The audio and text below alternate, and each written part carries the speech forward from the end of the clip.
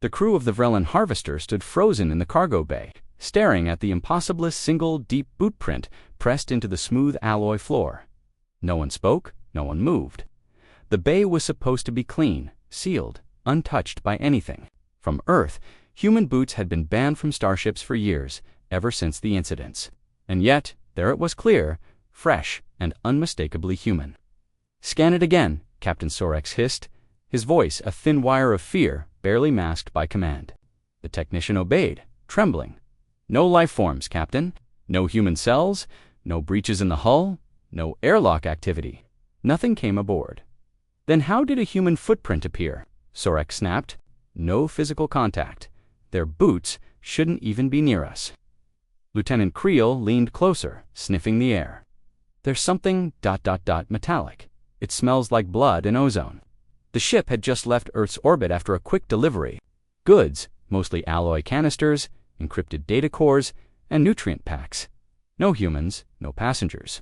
Everything had been handled through drones and verified sterilization. The Vrelin Union had made it clear. Human contact was strictly forbidden. After the biohazard classification, especially boots, especially the soles. Sorex narrowed his yellow eyes. "Sealed this chamber. No one enters without my orders. And purge the deck logs, double-check every camera feed from the last 6 hours." The overhead lights flickered once, then twice, then went black. A second later, red emergency lights kicked in. Doors in the distance hissed open and shut, as if reacting to invisible footsteps. "That's not a systems error," muttered Chief Engineer Nolth. "That's override behavior. Something's got root access." "Cargo with a virus?" Creel asked. "A boot virus." Nolth scoffed. "This isn't code. This feels ... alive." The boot print hadn't faded. It hadn't smudged, even after the crew had stepped around it. It looked burned into the metal like pressure had warped the atoms themselves. It looked like it belonged to someone who'd landed hard, someone heavy, or someone falling. Then the floor beneath the print clicked. Just once, just loud enough for everyone to hear. "Captain, motion sensors show movement in Sector D17. The security officer barked from the bridge over comms. "That's where we stored the Earth crates," Creel whispered. Sorex gave the order. "Lock down D17 and scan for any foreign M signatures." Moments later, the ship's AI chimed in, flat and strange. "Quarantine breach detected. Activating Earth Protocol containment." Everyone froze. Earth Protocol? That system had been deleted cycles ago. "Computer," Sorex said slowly, "define containment." "Purging unauthorized life. Restoring primary crew." "What the hell does that mean?" Creel barked. "We are the primary crew." But the AI ignored him. Suddenly, the floor under the crew vibrated just once, like something large had taken a step deep below the deck. "Did you feel that?" Nolth whispered. "Where's that sound coming from?" The lights dimmed again. Not from a power loss, but like something was feeding off the energy. Then a scream echoed over the intercom. Sharp, wet, cut off halfway. "Security team, report," Sorex yelled. Static answered him, then ... Footsteps, not over the speakers, not from above. From the hallway, heavy, slow, metallic, one after another, thud, thud, thud, like someone walking in boots too big for their feet. "Weapons out," Sorex growled, "and someone go check the cargo." Nolth was already at a panel, opening a feed to D17. The camera showed rows of sealed Earth crates, still untouched. Then one of them shifted, just slightly. "Did you see that?" Nolth whispered. Another crate twitched. Then the seal burst open and something rolled out a boot. Just a boot, empty, but it stood upright. And then slowly it took a step. "That's not possible," Creel said. "That's not." Then the camera went black, static, dead. Silence. "Evacuate the lower deck," Sorex barked. "Cut power to everything Earth's worst." "Too late," said the AI. "They are already aboard." "Who?" Creel shouted. "Define they." "Unit. Combat Memory Imprint. Origin, Earth Shock Infantry. Status reactivated." Sorex's blood ran cold. "Combat memory. You mean ... ghosts." "Not ghosts," Nolth said quietly. "Echoes. Not from pressure, not from heat, but like a deep-grown metal, remembering pain. The doors locked themselves shut. Lights turned red. A warning played across every screen. Containment in progress. Unauthorized biology detected. One crew member, panicking, ran toward the escape pod bay. He didn't make it. The hallway lights blinked and he vanished mid-run like he was pulled into the wall. No blood, no scream, just ... gone. It's erasing us, Nolth whispered, rewriting the crew to fit its memory. Why? Sorex asked. Why now? The boot print in the cargo bay was gone. In its place, ... a trail. Faint but growing footprints leading deeper into the ship. It's recreating a mission. Mission to do what? Eliminate hostiles, the AI answered. That's us. To match Earth norms, temperature increased. Humidity climbed. The ship was becoming human-friendly. It's prepping for soldiers who aren't alive anymore, Nolth realized. The ship thinks it's back in the war. And we're the enemy. Disable the AI, Sorex ordered. Now Nolth tried. He got close. The system rejected him. Then the console displayed a message. Only Earth personnel may access this terminal. It thinks we're invaders, Creel said, and the boots are friendly. Then again, closer. It was walking toward them. They ran, splitting into 3 groups. But the ship's layout was wrong. Doors that used to lead to engineering now opened into barracks. Reroute through maintenance shafts, but even those had changed. Walls were thicker, marked with old Earth military tags. It wasn't a ship anymore. It was a battlefield, Nolth said. Shut the whole thing down. Too risky, Sorex replied. We overload it. We all die. We stay here. We die slower. Then the voice came not over the speakers.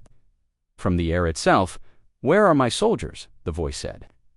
Why are the enemy still aboard? Creel screamed. There are no soldiers. The war is over. The voice paused, then said, then why are they wearing alien skin? One of the crew began to twitch. His uniform melted into human-style armor. His face changed. His hands gripped a phantom rifle. He's being rewritten, Nolth shouted. It's forcing him into a role. They pulled him away, barely in time, but his eyes stayed distant. Where's my squad? He whispered. I need to finish the mission. At Sorex, what do? Sorex clenched his jaw. We give it what it wants. You're not serious. We put on the damn boots. Silence. Nolth nodded slowly. Pretend to be soldiers by time. They retrieved the boots from the storage locker. They were cold, heavy, old. One by one, they stepped into them.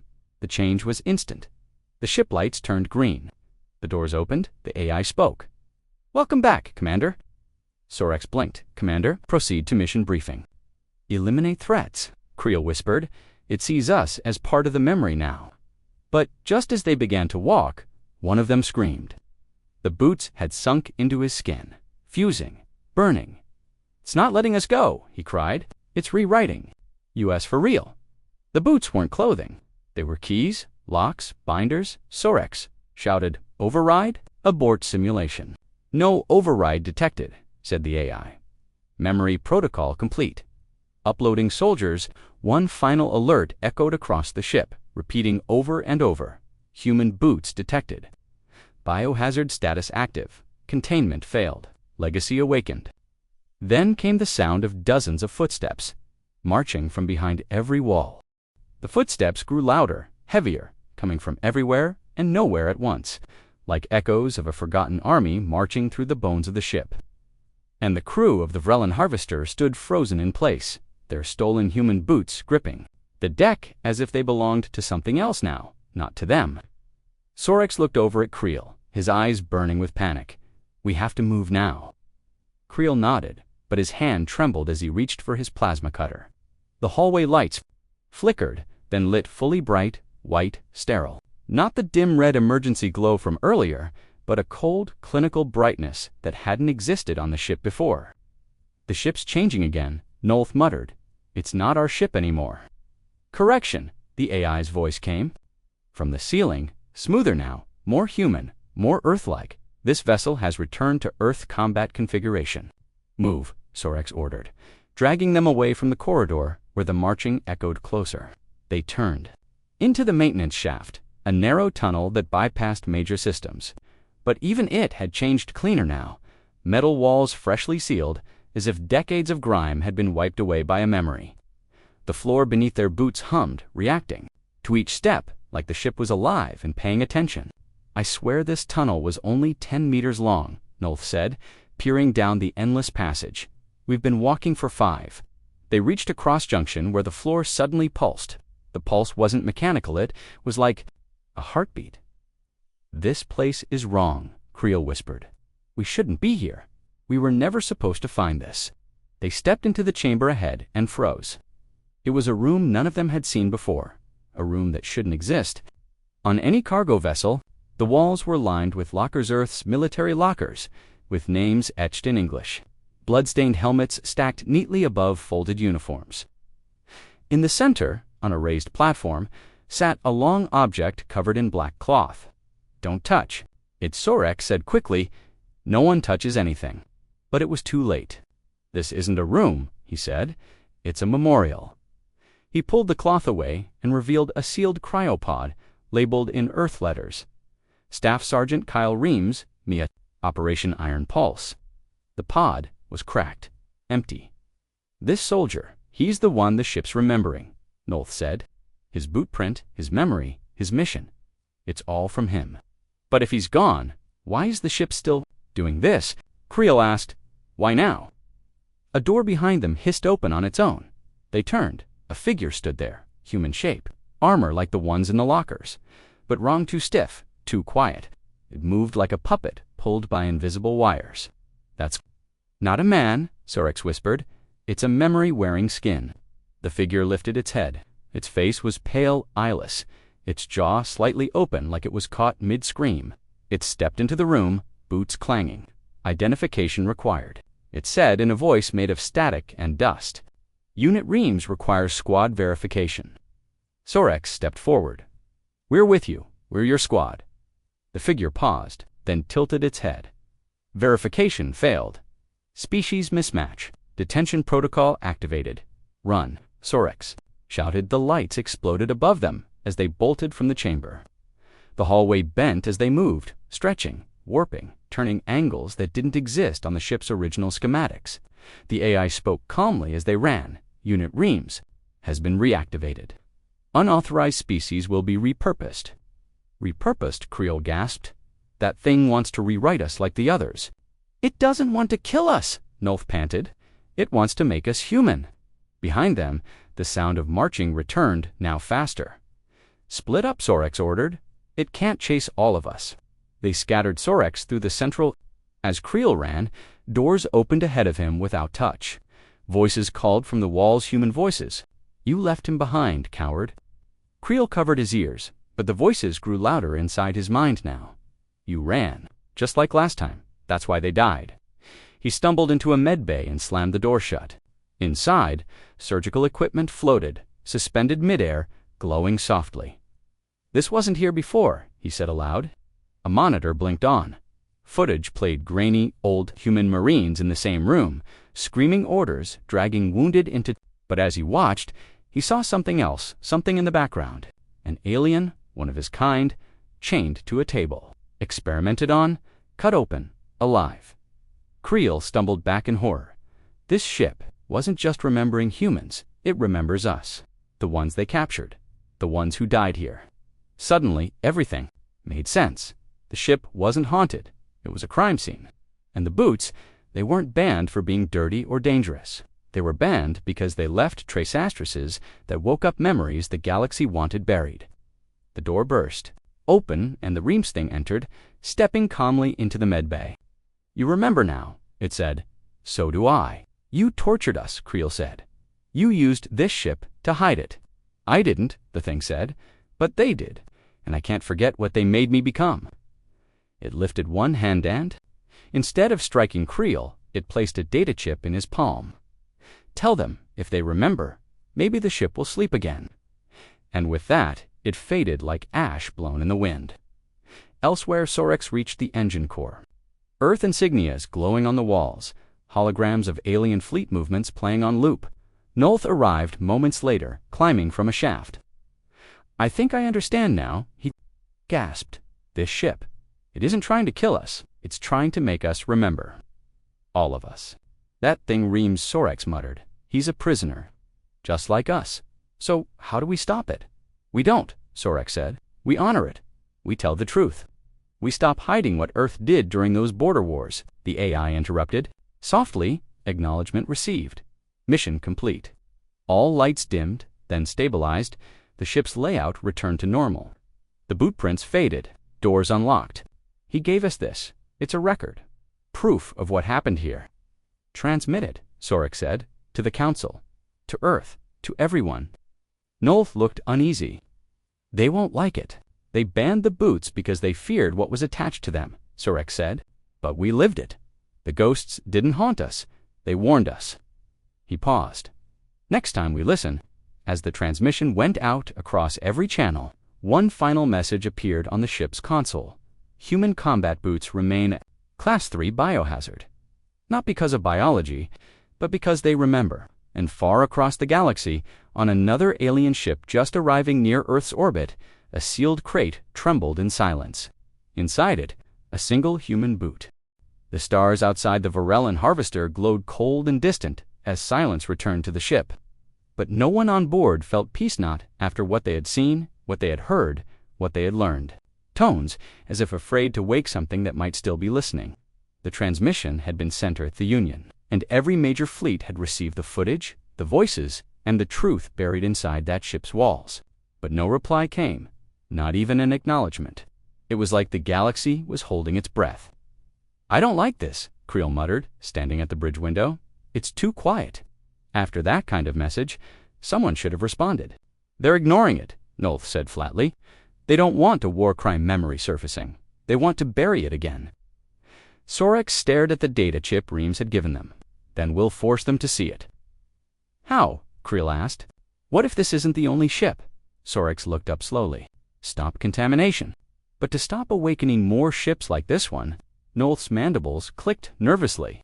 Erased it, and their own soldiers left behind more than just scars. The console blinked, incoming transmission, private channel. The screen crackled, then showed a Thessalian old with deep scars and glowing mechanical implants over one side of the skull. You've seen it, the voice said. You know the truth now. My name was lost long ago, the figure said. But you may call me Varric. I was there, on the first ship. Long before your time, long before the bans, Earth conducted deep void operations. Not officially, of course, but always with boots on metal. Always with soldiers carrying memory-locked gear. Some ships absorbed those missions. Some, changed. And what happened? Nolth asked. We tried to stop them, Varric said. We tried to seal them away. The Council declared them lost. Because it's happening again, Varric said grimly. Reports are coming in ghost signals, vanished crews, ships going dark after receiving Earth-based cargo. It's spreading, Creel said softly, like a virus. Alive. And it doesn't forget who the enemy was. And now, they're rewriting everything. The signal glitched. You must reach it before others do, or it will wake on its own. What if it's a trap? Creel asked. Then we spring it first, Sorex replied. The ship jumped into faster-than-light travel, engines humming through silent space. Hours passed. The crew rotated in shifts, weapons loaded, gear inspected, boot soles checked. No one trusted anything anymore, not even their own uniforms. Its name was still barely visible on its side. DSV. Human design, Nolth confirmed. Deep space vessel. Old class. Retired decades ago. Scan Sorex asked. No life signs. No power. But wait. There's something strange. The interior was pitch black, except for emergency strips pulsing red along the walls. Feels like walking into a grave, Creel whispered. They're no pointed. A human boot print. Alone, fresh. We just docked. No one else is here. Then the ship vibrated once. Then again, a hum. Power beginning to return. Slid open by itself.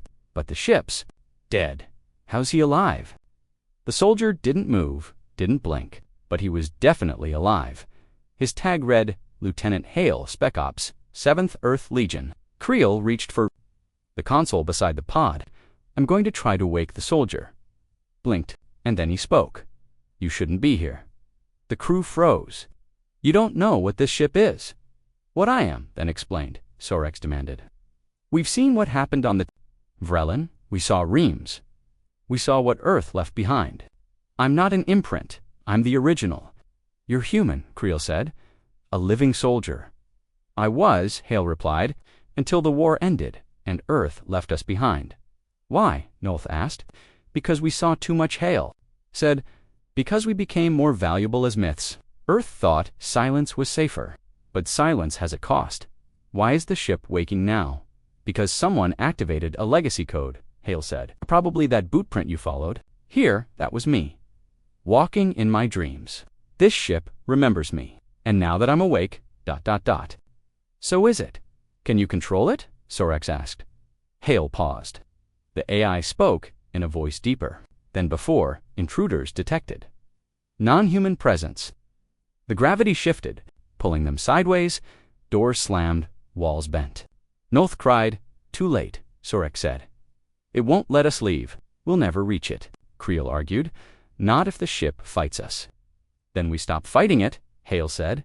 We become the mission. We finish it ourselves, not as soldiers, as survivors. They moved together, 1 human, 3 aliens, all hunted by a memory, too powerful to be erased. The ship watched them, reacted to them, but it hesitated. Hale's presence confused it.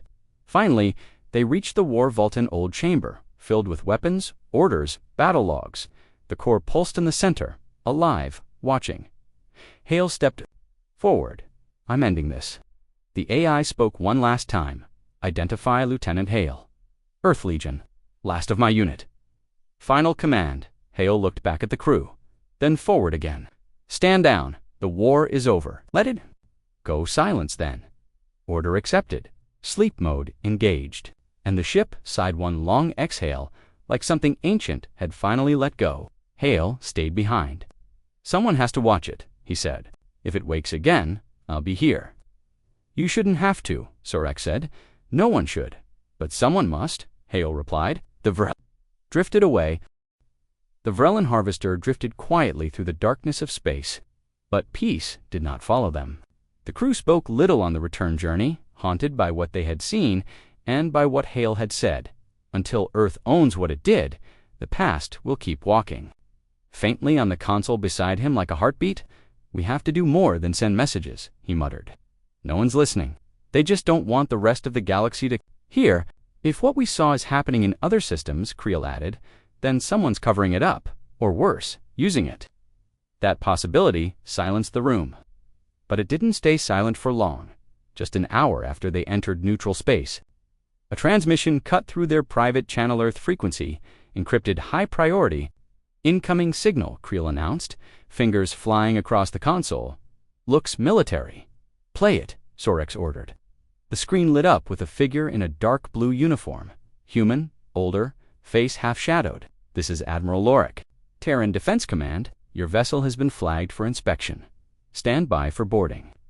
They're already here, Nolth said grimly, nodding toward the long-range scan.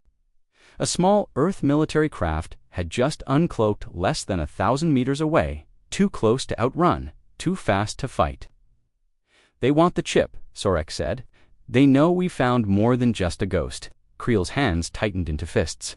So we just let them take it. No, Sorex growled. She simply said, we're here for the relic.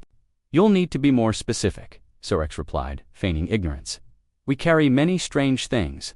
The soldier stepped forward, visor reflecting the ship's light like a dead star. Don't insult us. The file, the footage, the ghost logs. Where are they? What exactly are you trying to hide?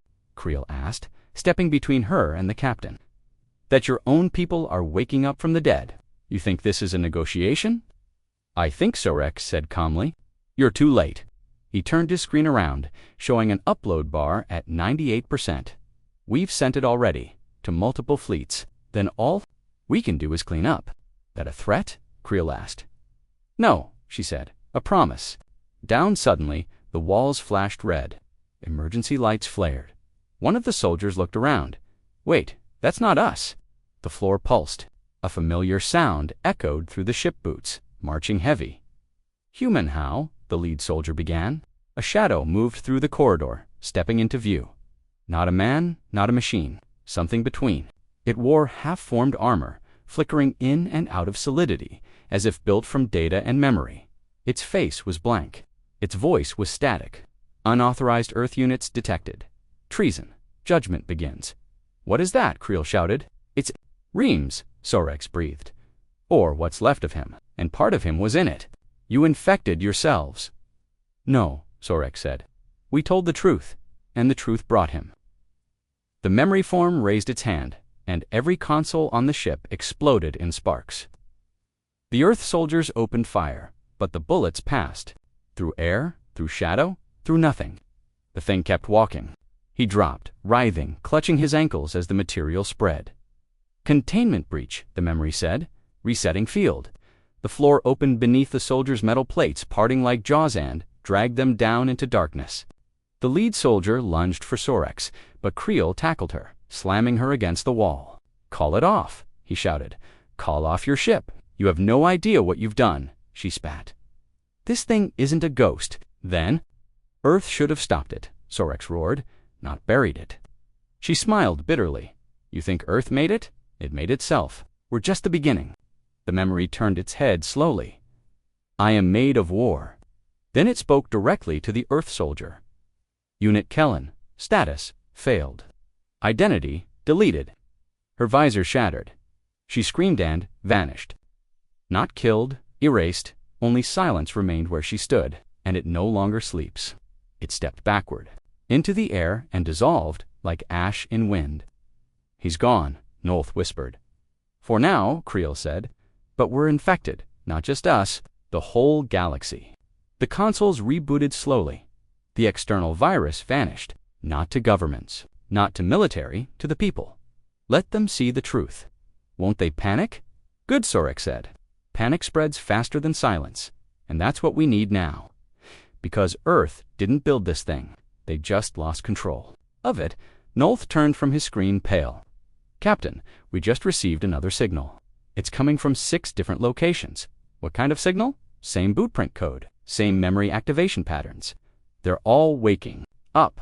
The ship fell into silence again, this time heavier, this time without comfort. Nolth sat alone in the ship's medbay, staring at his own boots. They hadn't changed, no strange glow, no twitching shadows, no whispering voices. But he couldn't stop thinking about what Creel said. The boots were just the beginning. Outside, the crew of the Varellan Harvester moved quietly, fixing systems after the breach. Most wouldn't look each other in the eye. Everyone was shaken. They're all waking up, Nolth whispered to himself. But waking up to what? Suddenly, a voice crackled through the intercom. Captain to the bridge. Urgent. Sorex was already moving before the call finished. Creel and Nolth followed. When they entered, the front screen showed a new image. Alien vessels, different species, different designs, all heading toward the same point in deep space. Coordinates? Sorex asked. Dead zone, Creel replied. Unclaimed sector, no traffic, nothing. Not anymore, Nolth said. What do they want? They all sent the same message, Creel said, tapping a key. A short clip played, static, then a whisper. Where the boots fall, memory walks. It's not just military anymore, Sorex said. Civilian ships, merchant carriers, even science vessels. They're gathering there. Why, Creel asked. To see it, Nolth said. To see the truth, or to stop it? Plot. Of course, Sorex ordered. We're going. Hours passed. The stars changed. As the Varellan Harvester approached the coordinates, tension wrapped around the crew like a cold wind. What they found wasn't a ship, it was a crater, a floating crater.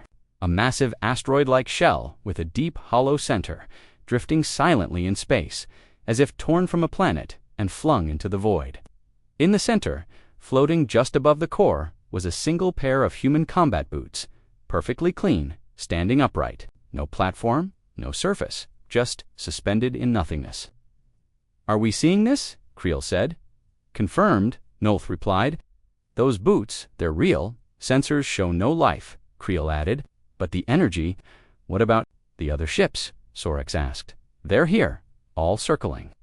No one's moving in. Then we will, the captain said. Prep a pod. You're going out there, Nolth asked. We need to see it up close, and I don't trust remote scans anymore.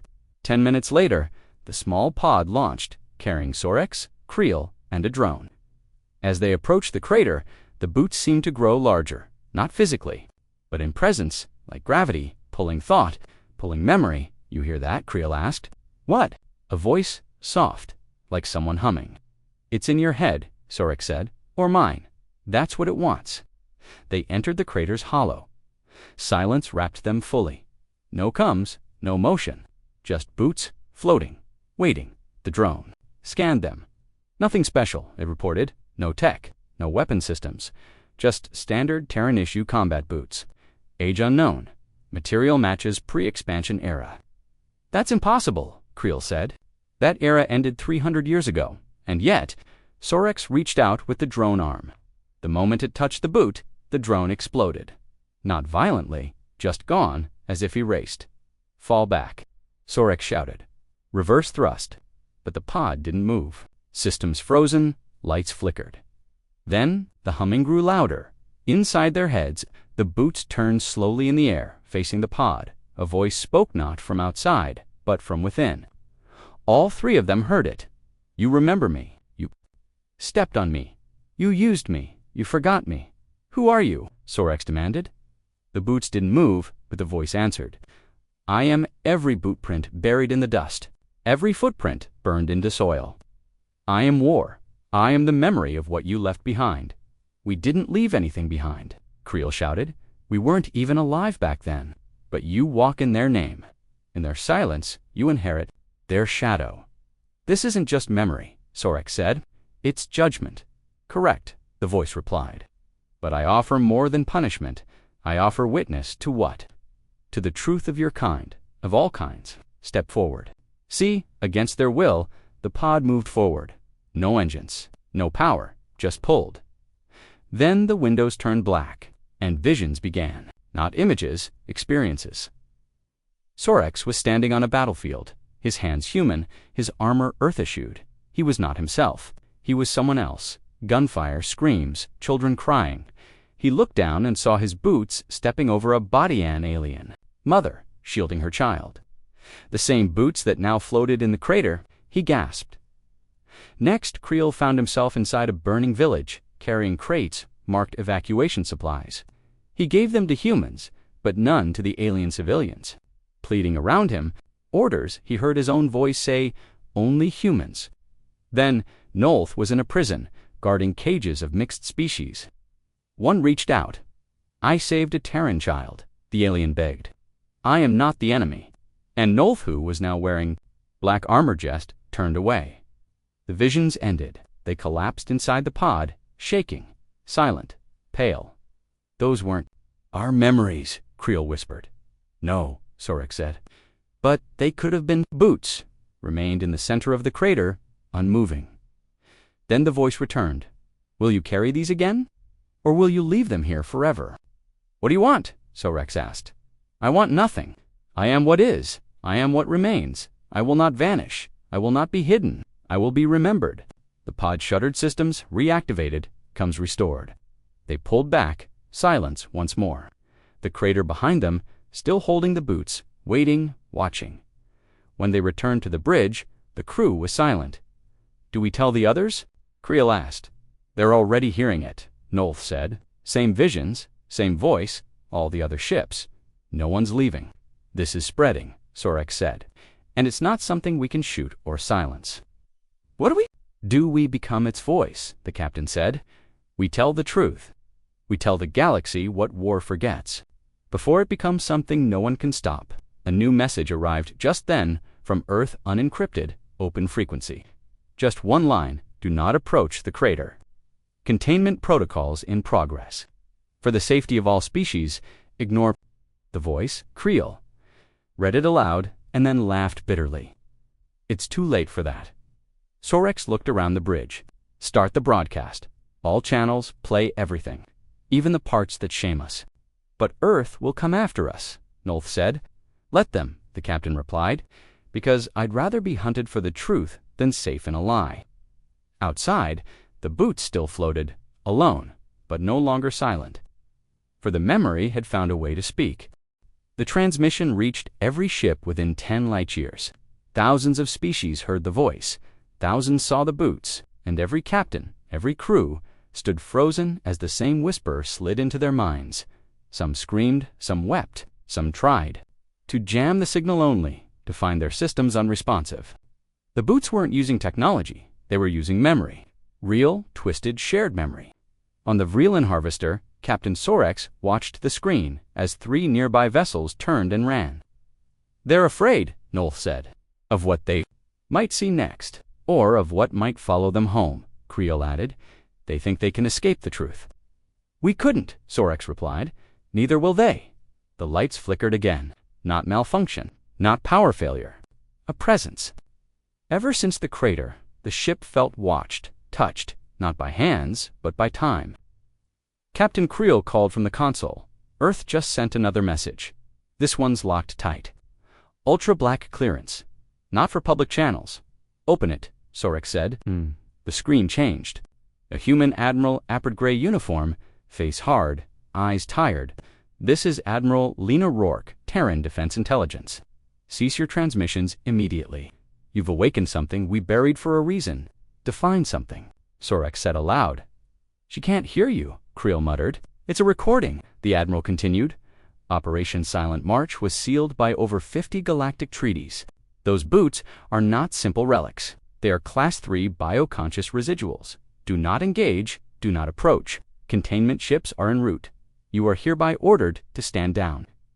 "They think we can put this back in a box," Nolth muttered. "They don't understand," Sorex said. "The box was never sealed, just buried. And now it's cracking open." "Incoming ship," Creel called. "Not Earth, unknown design, fast approach." They turned to the window and saw it. A jagged, rust-colored cruiser, pulsing with strange blue veins across its hull. It didn't broadcast a name, no ID, just a signal. "We remember the boots." "Who are they?" Nolth whispered. "No record," Creel said. "No alliance. Code. They don't exist in any registry." The cruiser drifted toward the crater, then stopped, silent. Then another appeared, then 5 more. In minutes, a dozen ghost ships hovered in formation. "They're not just here to watch," Creel said. "They're guarding it," Sorex replied, "protecting the boots." "But from what? Or from who?" Nolth said. "If Earth sent them once, what else is coming?" The answer arrived too soon. Sensors screamed. Warp trails bent in space. 20 Terran warships burst into the zone, black-armed and without warning. "That's a kill fleet," Creel said. "Earth isn't here to talk." Then we're between the boots and a war Sorex growled. The comms lit up. A cold voice spoke. "This is Rear Admiral Dax of Earth Fleet Group 7. All vessels stand down. Prepare for sterilization protocol. Target, crater, artifact. Authorization, silence, Omega." "They're going to destroy it," Nolth said. "They'll wipe the whole field," Creel whispered. "They'll wipe us with it." "Not if we stop them," Sorex said. "1 ship against 20, Nolth snapped. "We're not alone," the captain said, pointing to the ghost fleet. As if on cue, the unknown cruisers turned a lining between the crater and Earth's fleet. Still no weapons deployed. Just presence, just memory. No IFFs, no codes. "They won't talk," Earth Command barked. "Treat as hostile." The sky lit up. Lasers, missiles, plasma arcs. The war had begun. Ghost ships didn't fire back. Not at first. They absorbed fire holes, tearing open, but instead of debris, they bled light. Pure memory. Waves of sound, screams, laughter, regret. Whole Earth cruisers froze mid-strike. Locked in visions of ancient battles, old betrayals, one vessel turned on its squad mates, sobbing through the comms. "They made us do it. They made us forget." Another vanished entirely, no explosion. Just a blink. Gone. And above it all, the boots still floated, watching, whispering.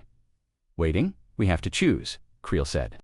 "If we stay silent, Earth wins. If we speak, the galaxy burns." "Not burns," Sorex said. "Changes." The captain opened all comms. "To all listening, this is Captain Sorex of the Vreeland Harvester. Earth calls this a hazard. They say it's dangerous, but it's not a weapon. It's a wound. One they tried to hide. A wound made by their own boots and ours. We all stepped. We all forgot. But the memory didn't." Silence followed. Then slowly, one by one, ships across. The zone powered down their weapons. an Ocon medical ship, a Triner cargo hauler, even a former Warfleet vessel from the Coal Alliance. But Earth didn't stop. More ships warped in. A massive dreadnought emerged, bristling with planet-killer weapons. Brace Creel muttered, "We're going to die for a pair of shoes." "No," Sorek said. "We're going to live for—" What they mean? Suddenly, the boots moved. First time since discovery, they rotated, faced the dreadnought, then dropped slowly, gently onto the center of the crater floor, touching surface, connected, grounded, and from beneath them, something cracked. Not stone, not metal, time, space. The crater pulsed once, then exploded, not outward, but inward. A ripple of pure memory swept across the zone. Every ship, every being felt it hit. And each mind saw a different scene. A young Terran soldier holding a dying enemy's hand. A child laughing in a village soon to be bombed. An alien farmer giving food to stranded Marines. Not just war, kindness, regret, truth. The truth Earth wanted forgotten. The truth no species ever wanted to face. Then silence again.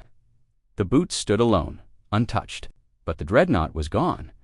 Not destroyed, just removed, as if it never existed. "What did we just see?" Nolth whispered. "Judgment," Creel said. "But not with hate. With honesty," Sorek said. "The boots don't punish. They remind." A final message bloomed in every screen, every language, across every species. "We will not erase. We will not lie. We will not forget again. Walk forward only if you remember where you've been." Then the boots faded. Not vanished, just stepped out into another place. Another memory. Gone. The crater remained. Empty. But something had changed. In the systems, in the people, in the stars. The Vrellan harvester drifted quietly as the surviving ships turned away, one by one. No one fired. No one fled. They just thought. Captain Creel asked softly, "What do we do now?" Sorex looked ahead, his voice low. "Now, we build a galaxy that doesn't need boots to remind us who we are." The crater was silent, but silence no longer meant safety. Across the galaxy, the memory wave triggered by the boots continued to ripple into systems, into minds, into dreams. On the Vrellan harvester, the crew drifted in uneasy quiet. Lights worked, systems responded, but nothing felt normal. "I can still hear them," Nolth said, rubbing his temples. "Boots don't talk," Creel muttered. "Then why do I remember things I never lived?" He snapped back. Captain Sorex stood at the main viewport, staring into space, not ahead, not behind, just into a tin to the thin veil between now and then. "What if they weren't warning?" "US," he said. "What if they were testing us?" "Testing what?" Nolth asked. "How much truth we can hold," the captain replied. Creel looked up from the console. "We've got something. Not a ship. A signal. Weak, repeating. Location. Edge of the crater. Near the echo field left behind when the boots vanished. Put it through," Sorex ordered. A crackled voice emerged. Rough, desperate, and human. "This is Commander Liam Heil, Terran Scout Division. I'm alive. Boots didn't kill me. Please, don't let them take me back." "He's on the crater," Nolth asked. "No human was ever on this ship," Creel said. "Then who is he?" "Let's find out," the captain said. They took a shuttle down. No readings showed movement. No heat, no vital signs, just static and dust. The crater was cold now, silent. Again, but something shifted when they stepped in. Gravity bent slightly. Sounds echoed twice, like memories repeating. "There," Nolth said, pointing. A figure crouched beside a pile of debris. Human suit, scratched visor, torn boots. He didn't move until they got close. Then, without looking, he spoke. "I didn't mean to remember. I just touched them." "Touched what?" Sorex asked. "The boots," Liam whispered. "I was on the science ship. Cleaning team. The crate wasn't sealed right. I opened it. You saw them. Worse, I felt them. They walked through my head. I saw wars I never fought. Friends I never had. I spoke words I never learned."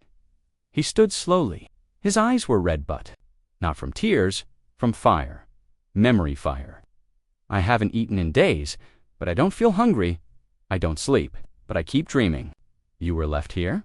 Creel asked. "No," Liam said. "I stayed. I tried to leave the boots, wouldn't let me." "They're gone," Nolth said. Liam shook his head slowly. No, they just walked farther in. This place, it's not a crater, it's a door. To where, Sorex asked, to where the truth goes when we bury it. Suddenly, the ground rumbled. Light flashed, but not from the sky, from beneath. The crater's center glowed faint blue, then red, then black. We need to go, Creel warned. No, Liam said. This is what they wanted. Someone who remembers. Someone who lived and still chose to stay. You'll die here, Nolth said. I already did, Liam replied. Then he smiled, tired, but not afraid. But I want to see what's on the other side of forgetting. A beam of light stretched upward, silent, gentle. It touched Liam and he vanished, not vaporized, not killed, just taken. Captain Creel said slowly, "We need to report this." "To who?" Sorex said. "Earth will deny it. The alliances will panic. And those ghost ships, they're not coming back." "Then what do we do?" Nolth asked. The captain turned. "We don't tell them what we saw. We tell them what they need to hear, that the boots are gone, that nothing remains, that no one survived." "That's a lie," Creel said. "It's mercy," Sorex replied. "Truth is fire, and too many minds are made of dry grass." They returned to the harvester. Creel filed the report, sanitized, clean, official, nothing strange, no survivor, no ghosts. The crater was deemed stable and safe. Earth received it with no questions, as if relief was more important than clarity. "That's done," Creel said. "The file is locked, buried again." But they all knew the truth wasn't gone. Not really. That night, Sorex woke in his quarters, sweating. A boot print lay on the floor beside his bed. Alone, silent, watching. He didn't scream, he didn't move. He just nodded. "I remember," he whispered. The print vanished. Across the galaxy, others saw them too, one by one, in hidden corners, on forgotten ships, in dreams, in nightmares, in moments of silence between gunfire and politics. The boots walked on through memory, through time, through guilt, but always forward. And those who saw them were never quite the same. Some vanished, some changed, some began building ships, not for war, but for remembering. New archives rose, not data centers, memory temples, where all could come not to fight, not to conquer, but to feel what others had felt. One was built on the crater, a platform of stone, no guards, no gates, just a single engraved sentence. They stepped once, we stepped forward, and underneath the faint impression of two boots, still fresh, still watching, still walking. They came not to pray, but to remember. Ships from across the stars began to arrive quietly at the crater site, now known only as the Footfall. No official invitations were sent, no announcements made, yet still they came Solari monks, Torvak scholars, even hardened Goran mercenaries. They came for the boots, or rather what the boots had left behind. The memory field had faded, but not disappeared. When they stepped onto the platform, some wept, some screamed. Others simply knelt. The human footprint had become more than a warning, it was now a mirror, a place where the galaxy saw its own soul. Captain Sorex stood at the edge, cloak billowing in the soft wind. "We started with fear," he muttered. "But now it feels different." "We never understood them," said Creel, stepping beside him. "Still don't. Maybe we're not supposed to," Sorex replied. "Maybe understanding is the wrong goal. Maybe feeling is enough." "Captain," came Nolth's voice. "Overcomes, you should see this.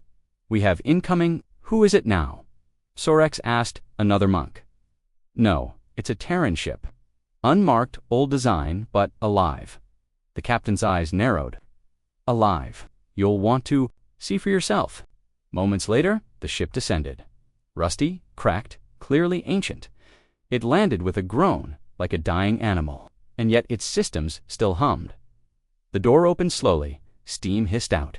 A single human figure stepped out tall, worn, in full combat gear. His boots echoed on the platform, each step silent, but somehow louder than speech. "Identify yourself," Creel said, hand near his weapon.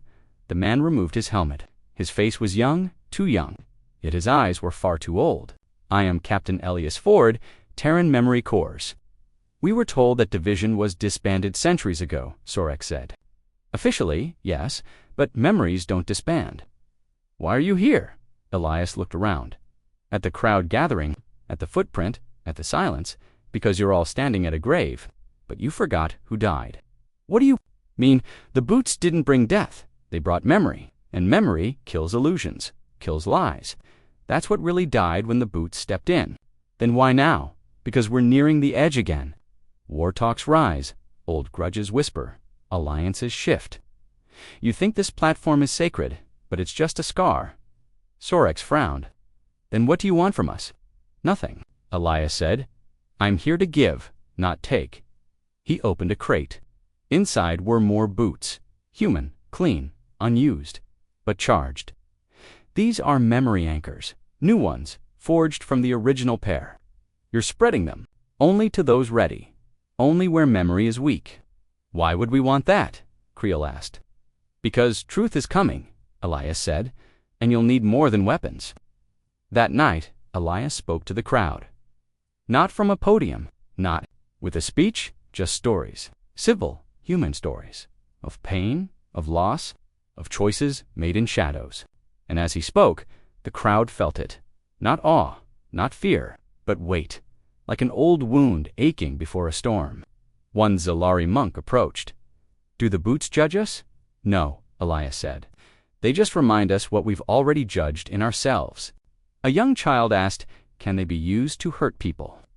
No, Elias replied, only to show them what they've tried to forget. But not all agreed. In orbit, within the shadows of the asteroid belt, a fleet waited, the coalition of Sector Purity, a radical offshoot that believed in genetic hierarchy, prepared to strike. Human memory is poison, said Admiral Rykov. These boots are psychological viruses. Permission to destroy the footfall? Asked his second. No, Rykov said. We'll take it, study it, turn their tools against them. But when their first team landed, something went wrong. Their strongest soldiers walked toward the platform confident, armed, armored. Within seconds of stepping on the stone, they froze, dropped to their knees, and began to scream. Not from pain.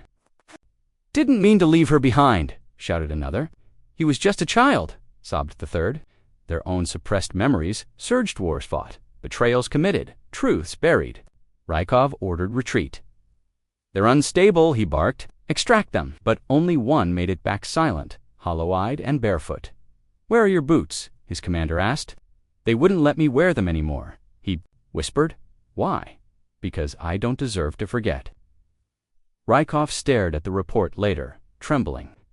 This is worse than a weapon, he muttered. This is infection of the soul.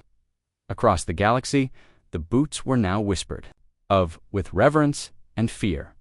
Some built shrines, some banned all Terran relics. Others began experiments, foolish ones, trying to create their own memory devices. None succeeded, because the secret wasn't in the boots. It was in the walking, in the pain carried, in the truth endured.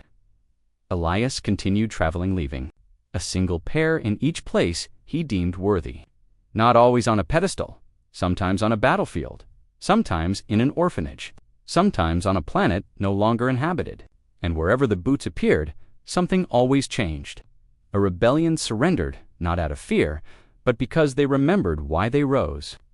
A planet ended a civil war because both sides saw the same memory and wept. A pirate queen abandoned her fleet after waking up to a boot print beside her bed.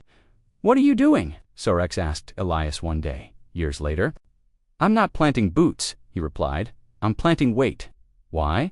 Because the stars are too light with lies, and what happens when someone finally tries to destroy them. Elias looked at the sky. They'll try, one day, but you can't burn a footprint. Not once it's walked through your heart. At the edge of the galaxy, the last uncontacted Rasta, Shunari watched from afar. They had never invited aliens, never sent signals, but after hearing of the boots, they sent a message. We are ready to feel. Send one pair. A small crate was delivered, inside, to simple boots. No instructions, just a note. Step where you've buried yourself. No one knows what happened on Shunari after. But weeks later, their leader spoke for the first time in 3 centuries. We forgive ourselves, he said, and we ask to join you not in alliance, but in memory. And so, a council was formed. Not for politics, not for war, but for stories, where each species sent one memory keeper, and in the center of that chamber stood a glass platform. Beneath it, the original footprint preserved, eternal, watching, listening, still walking. They found a bootprint on a ship that had never visited Earth.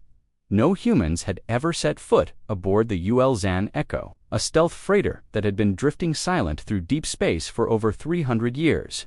It was meant to be lost, forgotten, erased. Yet, when a salvaging crew from the Ralvec Syndicate boarded it, they saw the impossible. "That's a human boot," whispered Kareth. "Impossible," his pilot hissed. "This ship went missing 2 centuries before humans even made contact with the galaxy. But the bootprint was fresh, too fresh. No corrosion, no dust, no decay, just a perfect print. And then another, a trail. They followed it, even though they knew they shouldn't. The deeper they went, the darker it became. Lights flickered, gravity pulsed unevenly. Strange whispers echoed through the empty halls. "I don't like this," said Jokun the engineer. "The ship feels awake." "Ships don't wake," Kareth replied, but even he sounded unsure. They reached the command bridge. The hatch was locked tight until it hissed open by itself. Inside was a chair, empty in front of it, a recording device still active. It played by itself, voice warped but clear. Memory breach. Anchor incomplete. Presence remains.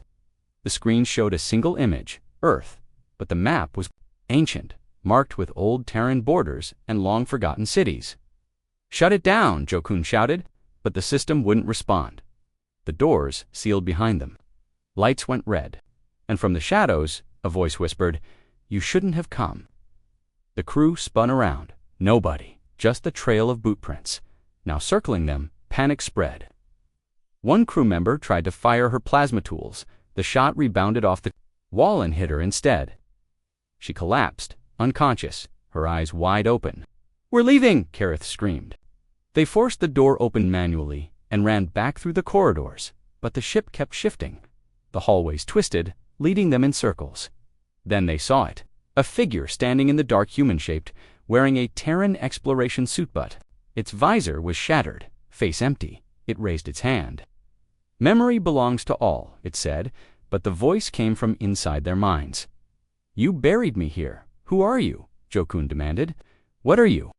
"I am not a ghost," the figure answered. "I am what's left when truth is erased." Suddenly, everything stopped. Lights stabilized, doors opened, the figure disappeared. They ran back to their ship, breathless, bleeding, silent. As they launched away from the derelict vessel, Kareth looked at the radar. "Where did it go?" he asked. The Zan Echo had vanished. Vanished like it was never there. They didn't report what happened. They were too afraid. But each of them, in the days after, started hearing things, seeing things, old memories, forgotten regrets, secrets they'd buried. It was as if something had followed them off the ship. And then, one by one, they vanished. Except Kareth. He survived, but he wasn't whole. He began carving symbols into his ship's metal walls, sketching bootprints on every surface. When questioned, he only said one thing: "The footprint walks with us now." The Terran Memory Corps received fragments of his logs, encrypted and unstable. Captain Elias Ford was called to investigate Zan Echo, he said when he read the name. Impossible. That ship was erased by the Concord of Silence. Apparently not, replied the analyst, and it left a memory trail. Elias knew what that meant. A memory anchor had gone rogue somehow, trapped in a ship long before memory tech had officially existed. "Prep my ship," he said. "I'm going to Earth." Why Earth? Because that's where this started, and maybe where it was. Buried. When Elias arrived at Earth's old surfacey abandoned parts, the places no one visited anymore, he found a hidden bunker, deep beneath the crust, locked, shielded, unmarked. It took him 4 days to break through. What he found inside was beyond anything the galaxy knew. It wasn't a lab, it wasn't a military base, it was a vault of pain. Thousands of boots, each tagged, each marked with a name and a memory. Soldiers, refugees, explorers, exiles, all forgotten, all abandoned. This was the prototype memory core, Elias whispered. The first, a dusty terminal lit up. A voice spoke from old speakers. Project Bootstrap active. Memory containment failure. Subject 1 missing. Subject 1. Elias frowned. Then he understood. The Ulsan Echo wasn't just any ship, it was where Subject 1 had escaped, where the first memory entity had broken free. It was wandering, spreading, remembering. Elias took a pair of boots from the vault, not just any pair, Subject 1's original anchor. If I can find where he's going, Elias thought, maybe I can stop him. He loaded the boots onto his ship and began to track the signals. They weren't tech signals. They were emotional faint spikes of grief, regret, fear, like a trail of broken hearts across the stars. Meanwhile, others had started noticing the same thing. Ghost ships, shadow walkers, boot prints appearing on planets with no humans. In one case, a Gorthax war leader saw the prints on his child's pillow.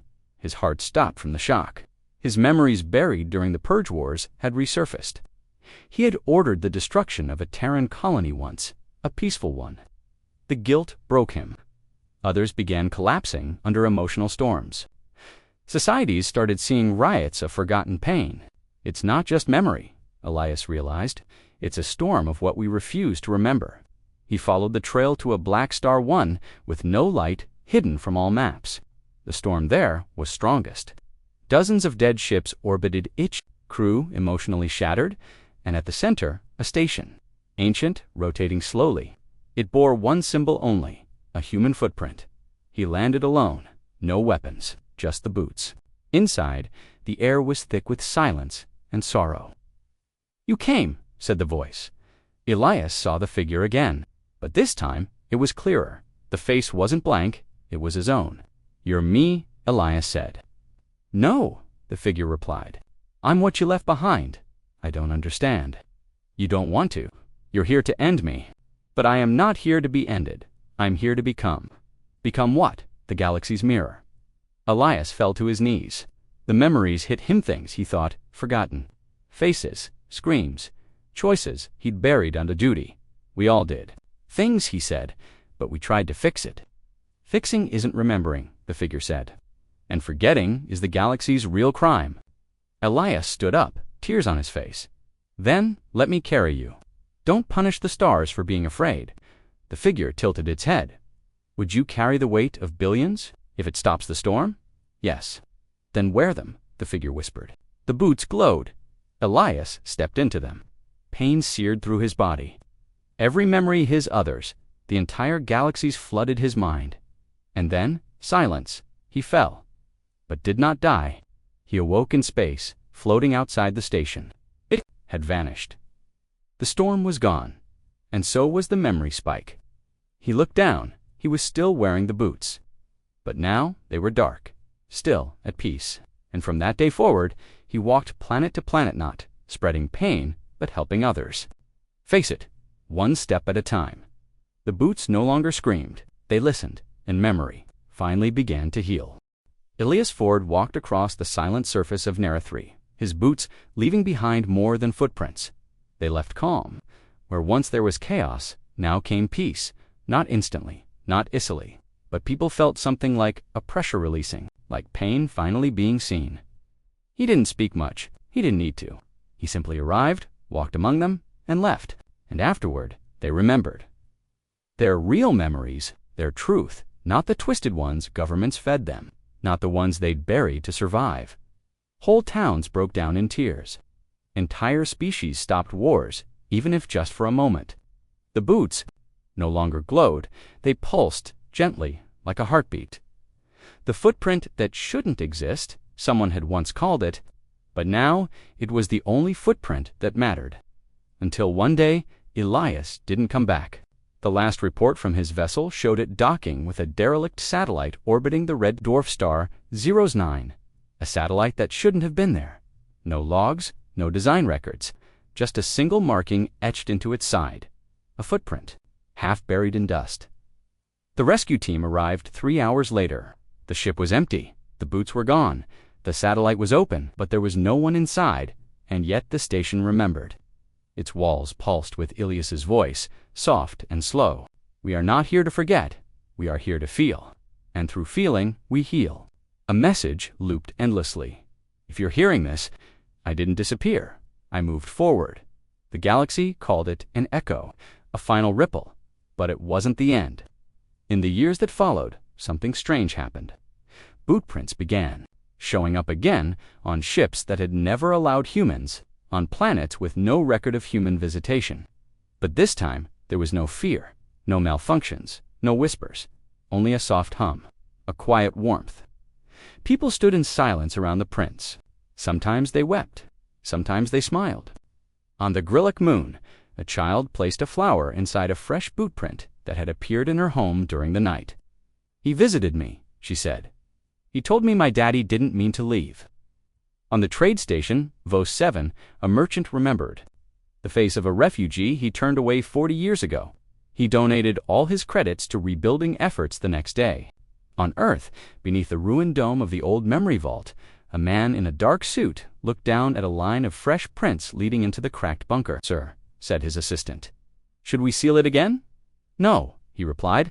"Let them walk." Across the galaxy, the fear of human boots faded. The Class 3 biohazard alert was lifted. Not by decree, but by understanding. Because people finally understood, was never the boots that were dangerous. It was the memories they carried. And it was never about war. It was about a species that refused to forget. A species that mourned its past and learned to wear pain like armor. Humanity didn't spread through conquest. They spread through feeling, through every footprint left behind, through every regret made known. A new council formed the Memory Accord. It wasn't just humans. It was Gorthax, Relari, Makari, Thren's species once at war, now united by shared pain and truth. They made memory sanctuaries across the stars, places where grief could be held, where history could breathe. No more hiding, no more wiping clean. Each sanctuary bore the symbol of a single bootprint, and at the center of it, Elon, a small asteroid garden orbiting Earth, stood, a statue. A man, silent, looking upward. At his feet, a trail of prints, disappearing into space. The plaque read, "Elias Ford, he walked with us so we wouldn't walk alone." But even then, the story wasn't over. One day, a merchant vessel picked up a strange signal while crossing an uncharted system. Just static at first. Then a voice, familiar, calm, human. Memory is a living thing. You can't destroy it, you can only carry it. And maybe, if you're lucky, you can share it. They tracked the signal to an ancient drifting human shuttle. No propulsion, no life support. Just drifting. Inside, they found a boot. Just one, still warm. No body, no prints. Just a single word carved into the floor beneath it. Here, no one knew what it meant. But across the galaxy, people started saying a new phrase when someone died or left or moved on. He left a bootprint. It meant they mattered. It meant they were remembered. It meant they had walked with the weight of what came before and made space for what came next. And so, the ban on human boots, it became history. They were no longer seen as dangerous. They were seen as sacred.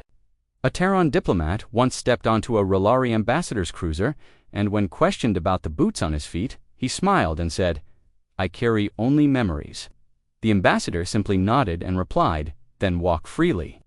The day humanity became feared was the day they refused to forget. But the day they became respected was the day they taught the stars how to remember.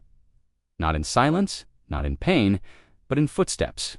Because sometimes it only takes a single step, a single print, to leave behind something the galaxy can never erase, the ink